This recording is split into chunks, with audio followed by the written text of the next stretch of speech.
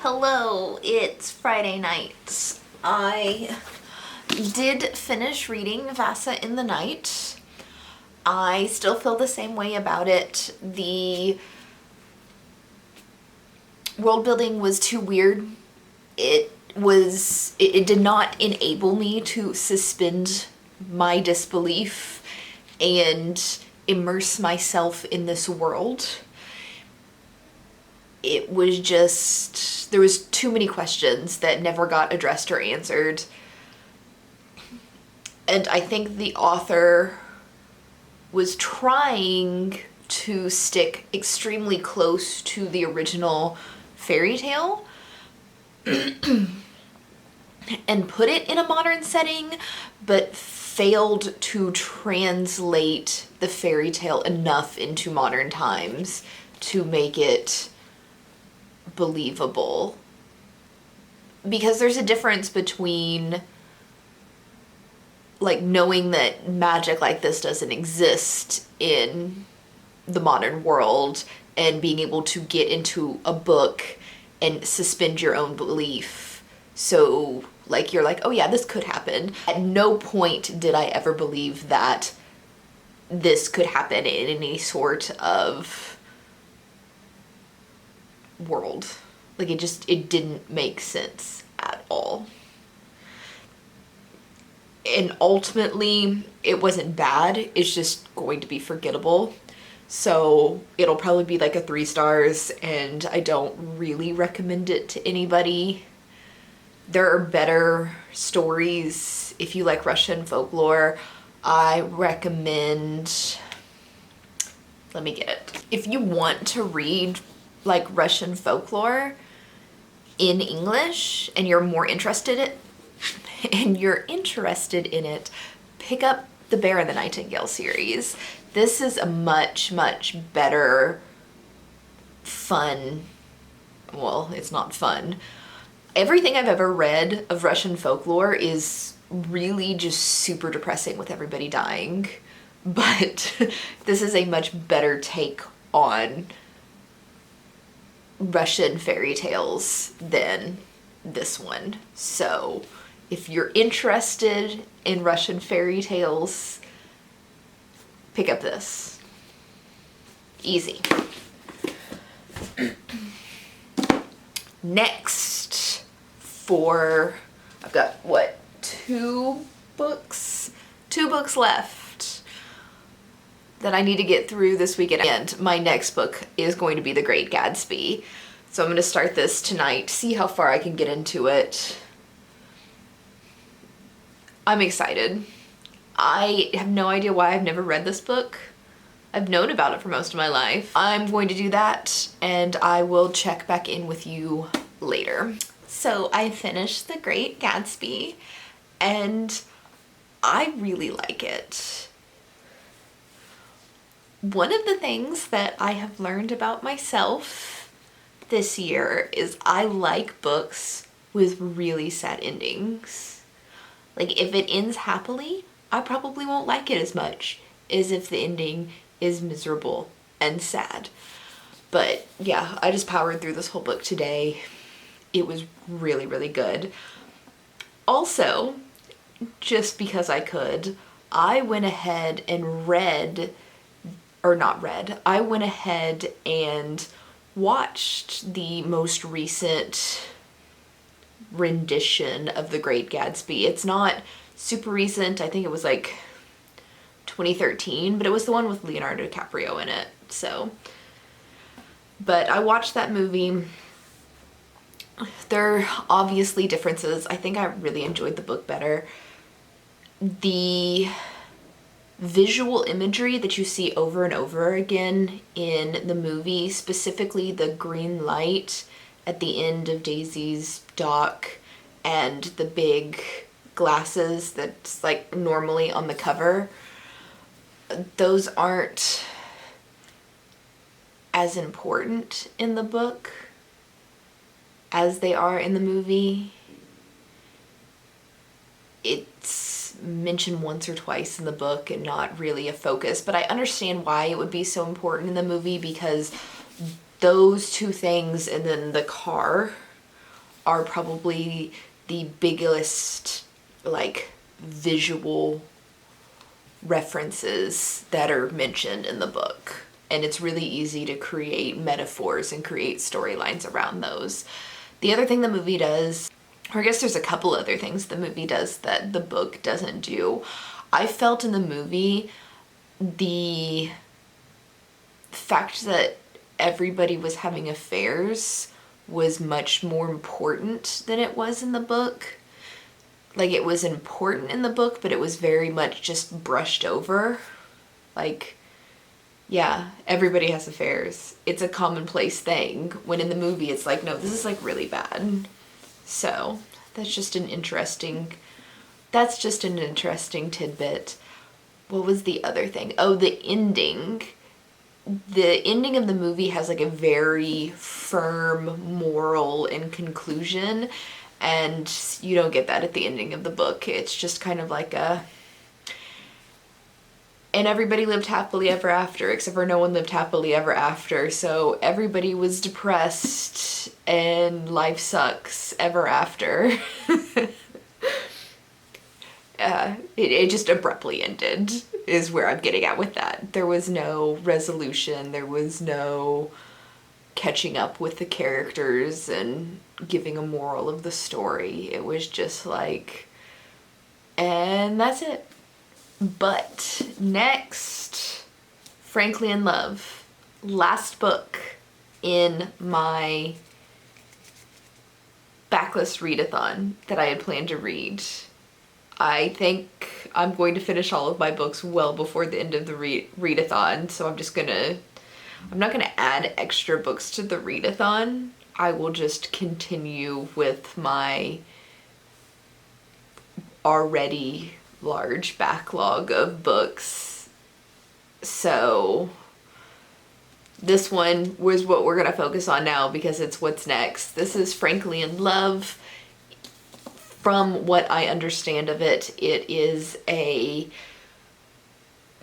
Korean fake dating romance. And people talked about it when it came out last year, and everybody was like, oh my gosh, this was so great. And then I never heard about it again after like a month. So I'm not really sure what to think about it. It was like super popular for a blink of the eye, and then people kind of stopped talking about it. I guess we'll find out tomorrow. It's a little thick. How many pages are you? It is 406 pages, but this font is like huge. So I think it'll read fast even if it is a lot of pages. But oh yeah, it is totally fake dating. Look, the back just says 2 friends. One fake dating scheme. Look at that. I'm smarter than I thought I was. But yeah, fake dating. I know it's about a Korean American boy, and I assume the girl is also Korean American. And we'll see. It is like 1 a.m. now, so I'm gonna go to bed. But tomorrow, we're reading this. Hello. It is Saturday afternoon, and I have finished Frankly in Love. And apparently I accidentally matched my book. Not on purpose. So this book is a perfect example of why I don't usually like to DNF books. Because this is a story we all know. And especially about once you get like halfway through it, it is two high school kids fake date each other because their parents are racist and don't approve of them dating outside of their race, in this particular case, Korean. The main character, Frank, or Frank Lee, like Frank space Li. His name, it's a pun. His parents are first generation Korean immigrants to America, so it makes him second generation. His parents came from Korea to America without speaking a lot of English and kind of lived the American dream, I guess. But they're also like extremely racist, and Frank's older sister ended up marrying a black man, and their parents disowned them, or their parents disowned her and don't speak to her anymore. So when Frank falls in love with a white girl from his school, he is just terrified to tell his parents. Well, one of his childhood friends, whose parents are also Korean immigrants and friends of his parents, is going through the same thing, except for she has been dating a Chinese boy for 2 years now. And so they pretend to date, so fake dating, so they can date without the judgment of their parents and end up falling in love, because that's always what happens in fake dating situations and books. And everything always ends happily ever after, and their parents magically, or the whole racism thing doesn't matter because they end up falling in love and doing exactly what their parents want them to do anyway. But that doesn't happen in this book. You get like halfway through, this is a pretty long book, you get halfway through and you're like, or at least I was like, I know what's gonna happen in this. Like, I don't want to read this anymore.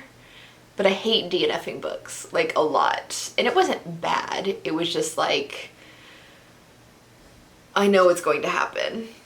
But this book is so, so much more than what it appears to be at first glance. All of the, like, tropes happen, except for it's more realistic. Like, life happens, and he starts to understand his parents. His parents start to understand him. They're fucking high school kids and realize that love is not the first girl or the second girl you date in high school. You've got an entire life ahead of you and different people that you're going to date. So it's not all like Butterfly's romance story. This is like a real story, and they deal with a lot of things, from racism to forgiveness to high school sweethearts to, I don't know,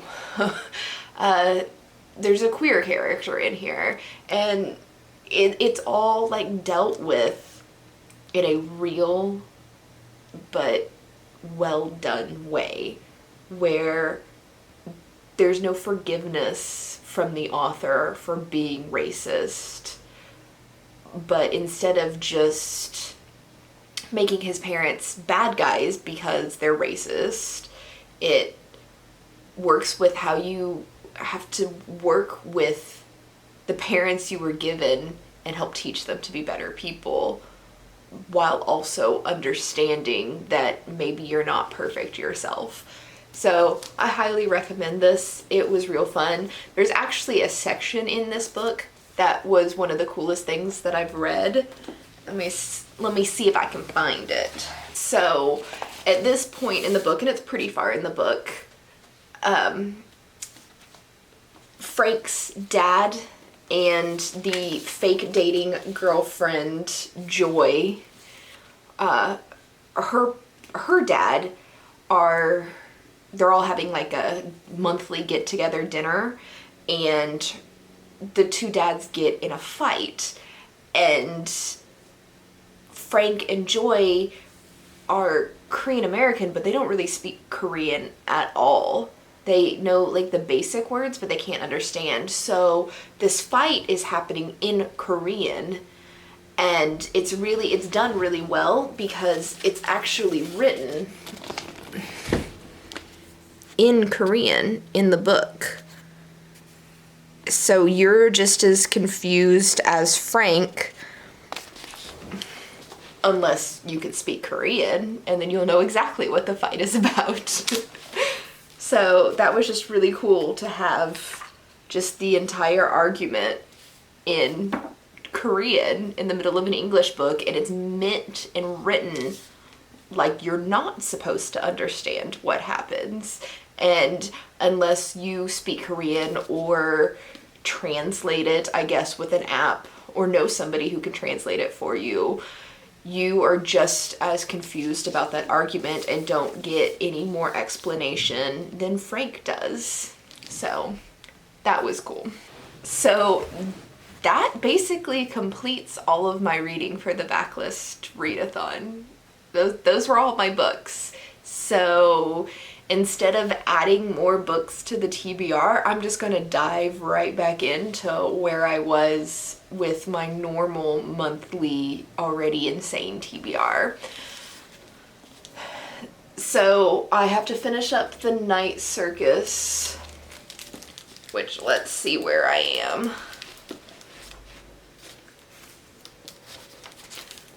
This is what I have left on this side.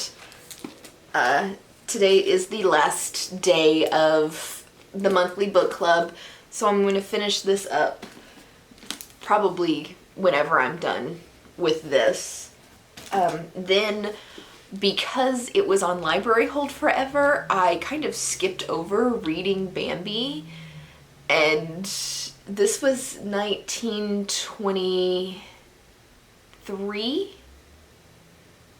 I think.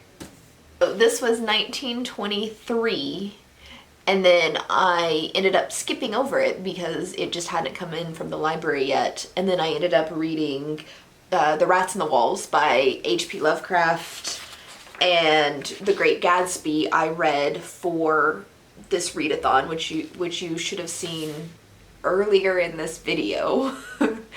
And then I started The Castle by Franz Kafka. Oh, I skipped over this, so I'm going to jump in and read this next. So I think tonight's plan is to get through these two books, and if I end up reading anything else, then I will update you, and I will also jump back in with clips as I'm getting through these. And while I'm here, my IPSY and my Boxy charm came in. So I'm gonna just unbox these really quickly for you. I'm not gonna put them on or anything like that. That was kind of disastrous last month, but I'll show you what came in the bags just in case you're interested. All right, normally I would start off with this is what came in the bag last month and what I think about it, but I can honestly tell you that there was not a single thing in my IPSY bag last month that I used outside of the try-on that was already recorded. So I have no further opinions on anything in there. But let's see what we got.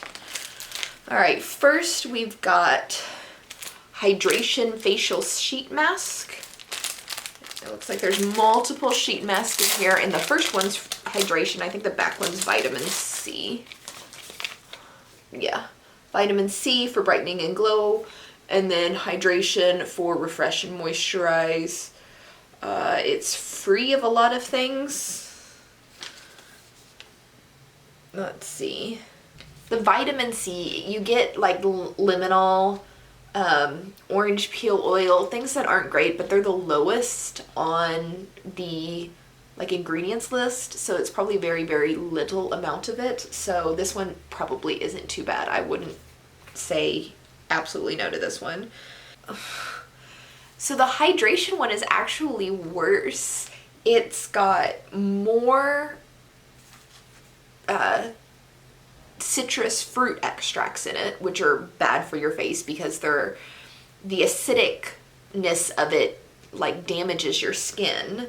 And then it also has bergamot, which is one of the worst substances as far as like an irritant that you can put on your skin. So while bergamot is great in tea, don't put it on your face. So weirdly enough, I would actually say the vitamin C one is much better than the moisturized one, and I don't think that's ever come out of my mouth before. So, and it's honestly not like the worst things I've ever seen in mask, like ingredient wise. I just don't want it on my face. So next up is the bag itself, which is really cute. It's studded, little metal studs, like a turquoise green. I swear to God I am not matching everything on purpose. You saw me open it. I did not know what this looked like. Alright, we're gonna grab the spoiler card first. Put it there. And then I'm gonna drag out this from Naked Cosmetics. This is a pressed pigment eyeshadow. Let's see what color this is.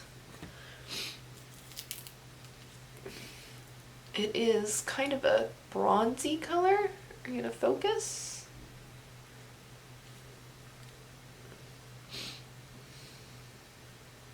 That is a very super basic, like, can you even, I'm not even sure you can see that. I guess I'll find out when I watch this video back, but it is a very, oh yeah, you can see it if I go like that. So a very, very basic brown. If you're looking for a really basic look, this will be great.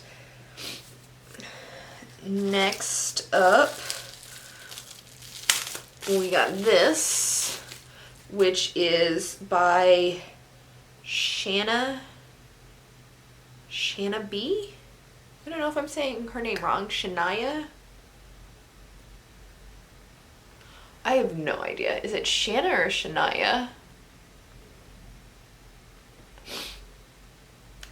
This is a highlighter, and this highlighter is made for somebody with a much darker skin tone than I have, but I could probably use it as a very nice blush.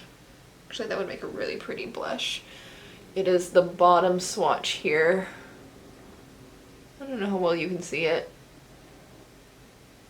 But yeah, definitely not highlighter for my pale ass skin tone. Next, we are grabbing out something from Wonder Beauty, which I'm pretty sure eventually I will have every single Wonder Beauty product that came in a subscription box. This is Trip to Costa Ray, and it's taped shut. And this is, I don't know, it doesn't say what it is, it's just given the name, Trip to Costa Ray. I guess we'll find out together, you'll find out first. This is, I don't know, is it an eyeshadow?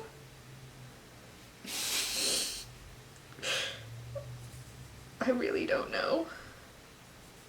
I think it's a bronzer. Yeah, I think that's a bronzer. It's this top swatch right here.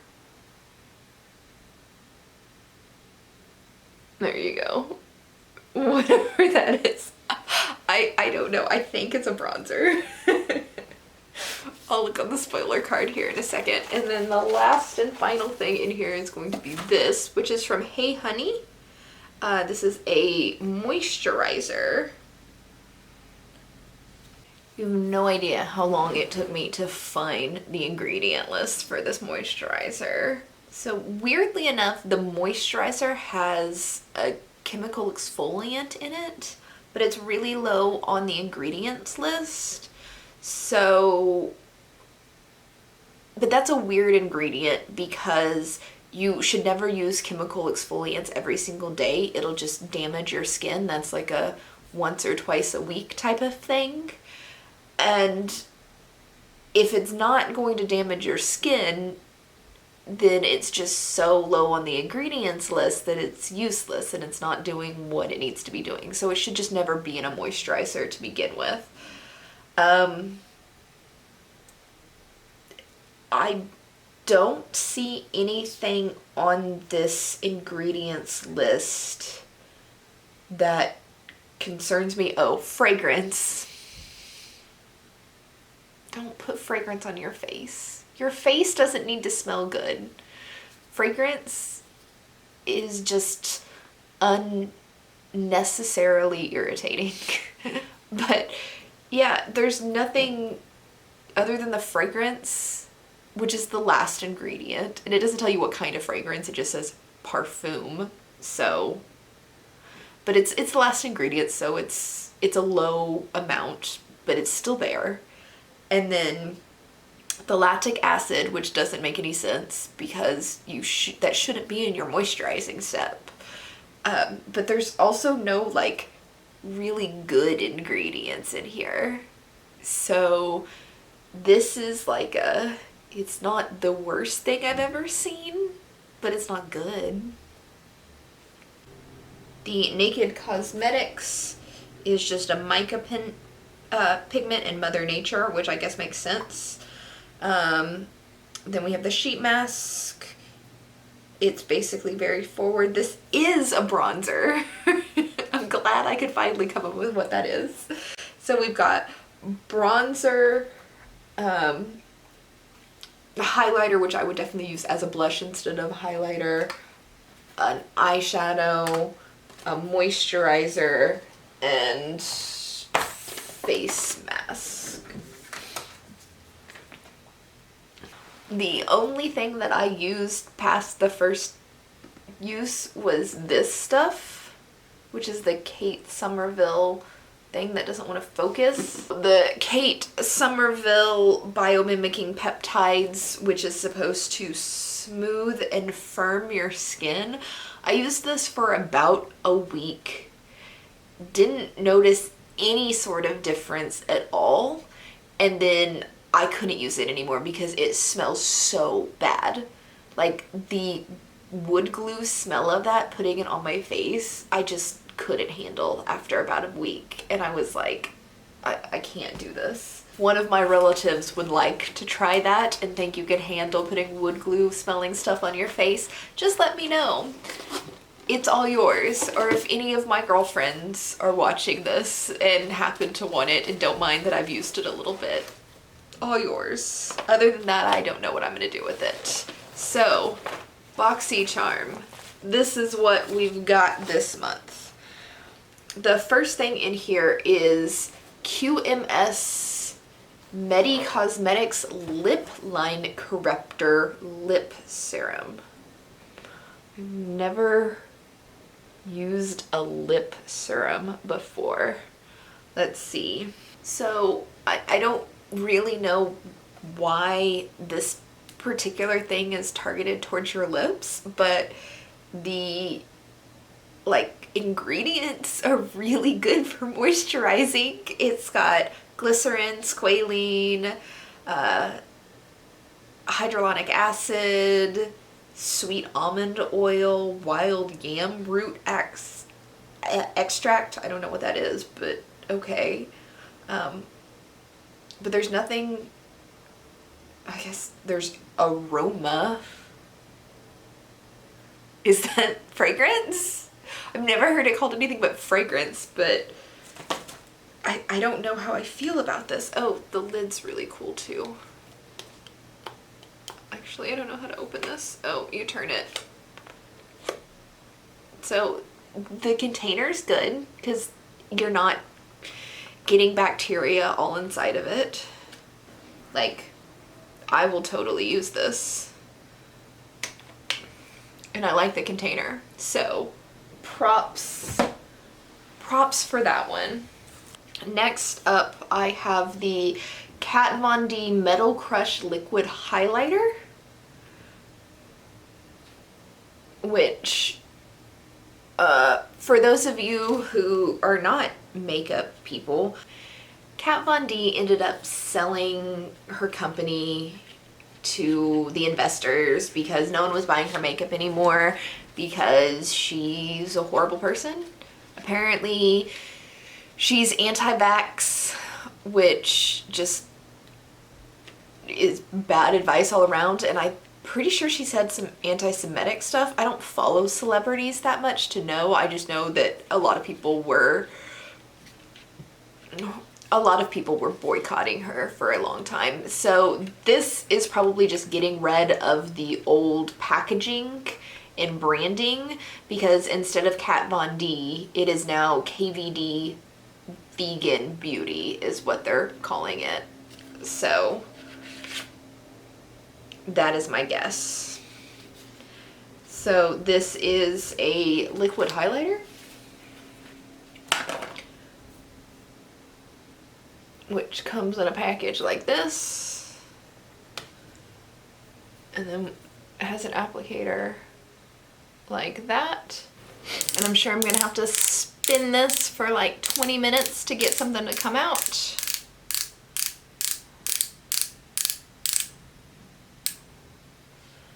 All right, we have liquid.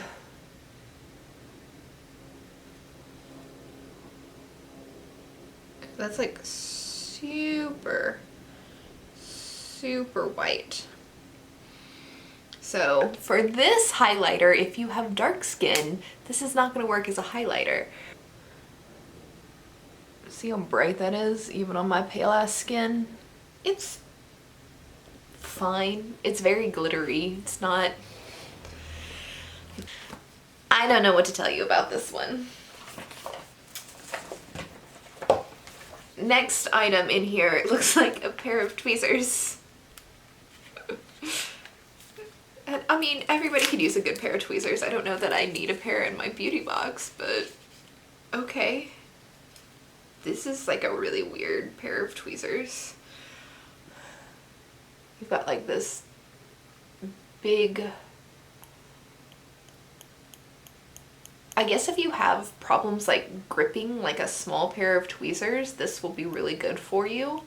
So, I don't know. Next up is Glow Gloss from Becca. And there's your package. Ooh, that is pink.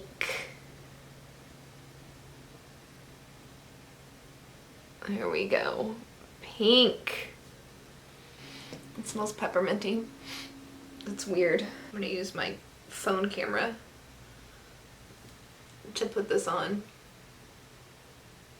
That is super freaking pink. It's very pink. It's not bad. It doesn't burn or anything. It just smells really pepperminty, but you don't feel it. It feels like gloss. It doesn't feel like, what is the word I'm looking for? It doesn't feel like a lip moisturizer. It just feels like a gloss topper. Like anyone you can get. This one's not bad. I don't mind it. We're okay with this one. And then the last thing in here looks like a palette. Ugh. Why is this stuck? This is like a very thick palette. So Living Color is what it is, and the paper fell out. This is unnecessarily thick. Like, you can cut that like more than in half.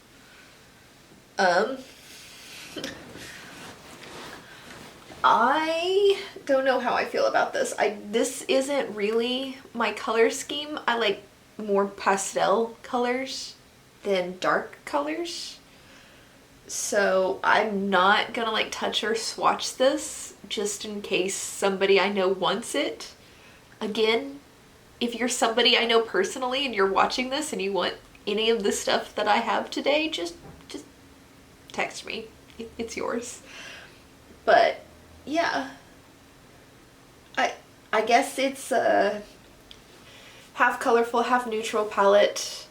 All of the colors except for this blue are glitters.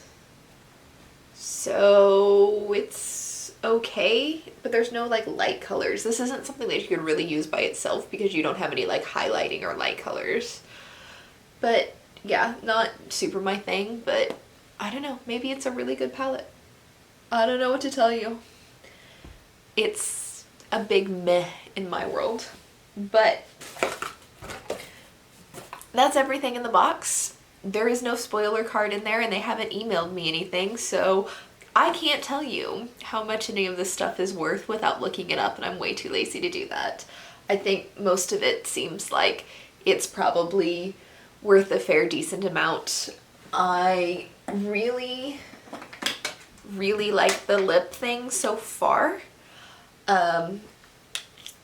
Tweezers are tweezers. You can always use tweezers. The highlighter, it's a bit too sparkly for me, but I think it would look really good as like an inner corner highlighter or like a topper if you're doing like a less dramatic eye look.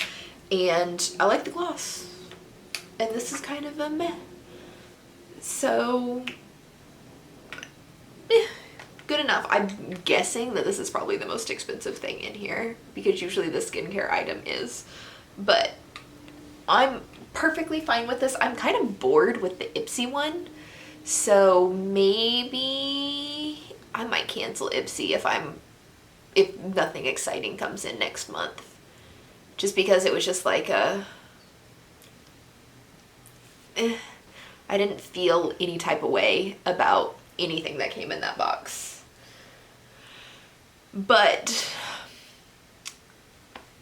I am going to go read me some Night Circus now, and I will check back in with you when I'm done with this book. Hello, I'm back, and I have finished the Night Circus. Oh my god, this is such a good book. And I don't know if I would recommend this to other people because apparently it is a very distinct type of reading person you need to be to enjoy this. So Erin Morgenstern is turning out to be one of my favorite authors. This is the first book she's written, but the second book that I have read by her, and I believe one of only 2 books that she's published, and I love both of them. This is 100% a 5-star book for me, but both books are very, very weird. It's magical, and there's no real sense of time in these books. Like the timeline gets all jumbled up, and things that you think are happening in chronological order are not even vaguely at all happening in chronological order. Everything is mystical. It's weird. It's hard to follow. But for some reason, I just absolutely love it. So, this is a library copy. I will be purchasing this and putting it on my shelf with Starless Sea. And yes, 5-star, fantastic book. You have to really just to be able to go with the weird and the whimsical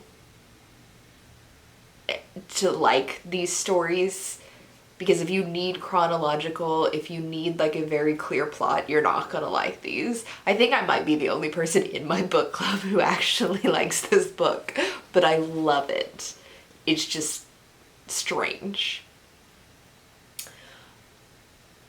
But yes, done. I forgot to mention earlier that the coronavirus has just broken my heart with an incident that happened. My local library has been shut down until next month, which I 100% understand and agree with their reasoning for doing so, but I also hate that I can't go to the library for a month, even if I understand why I can't go to the library for a month.